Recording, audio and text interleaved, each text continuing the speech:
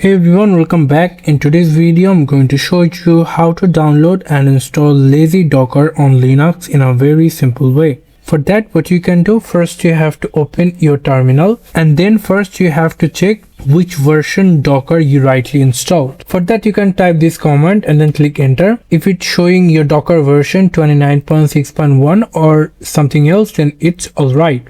But if it doesn't show, then it means you have to install Docker, and I already made a video how you can simply install Docker, so go check it.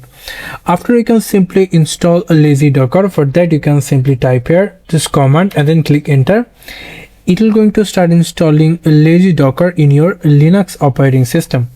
After, you can simply add a Lazydocker to your path if it's needed, but I recommend you to do that. For that, you can type this command and then click enter, and here you can simply launch the Lazydocker. For that, you can type this command and then click enter, and as you can see, your Docker is rightly showing. So it is saying Docker events team turned error, permission denied while trying to connect to Docker daemon socket at this retry count. Well, now you can simply check you rightly install Lazydocker or not. For that, you can type here this command and then click enter.